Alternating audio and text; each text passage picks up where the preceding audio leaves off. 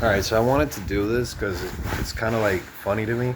I started reading this book like a couple of months ago and shit like that. Jesus Christ, is it normal that it's that shiny? My fucking lord, is it good that it's that shiny? Like I don't want wrinkles or anything like that, but I also don't want like a fucking forehead.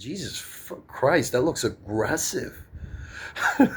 Anyway, I started reading this book a couple of months ago, and it's the first time that I read it out loud. So I kind of wanted to read it a little bit just to see how I progress because I want to practice reading.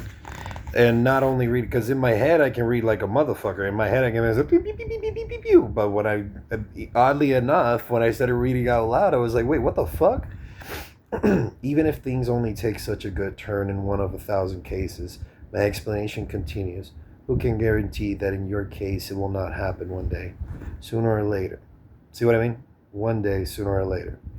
In the first place, you have to live to see the day on which it happens. So you have to survive in order to see that day dawn, and from now on, the responsibility for survival does not leave you.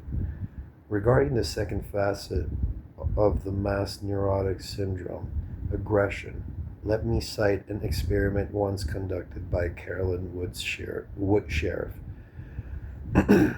She had succeeded in artificially building up mutual aggression between groups of Boy Scouts and observed that the aggression only subsided when the youngsters dedicated themselves to a collective purpose.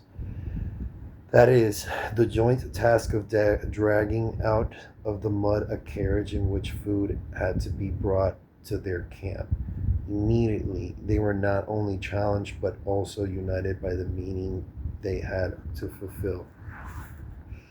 As for the third issue, addiction, I am reminded of the findings presented by Anne Marie von Sommerscher, Forst Mayor, who noted that, as evidenced by tests and statistics, 90% of the alcoholics she studied had suffered from an abysmal feeling of meaninglessness.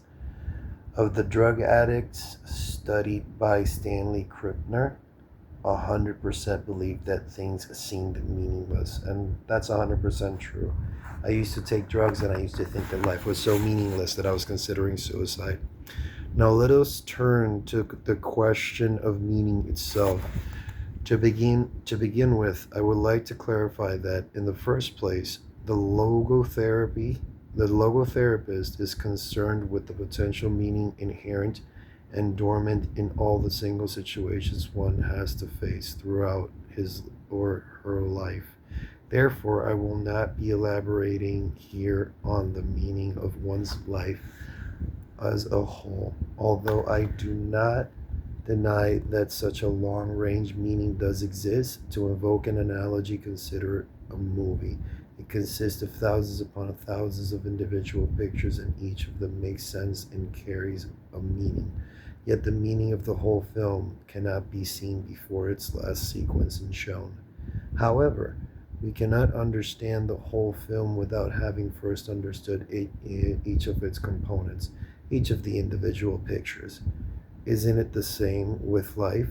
Doesn't the final meaning of life too reveal itself, if it at all, only at its end, on the verge of death?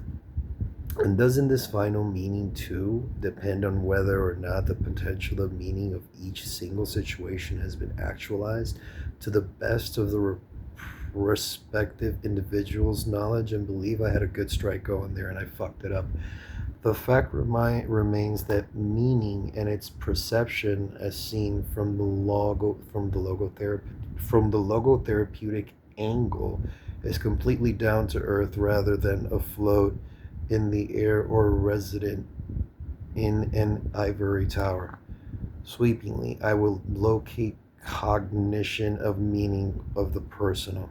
4 minutes is, yeah, well, that's technically 5 minutes. 5 minutes is more than enough. Jesus Christ, look at my fucking eyes. Why do I use caffeine in my eyes if I look like I'm dead inside?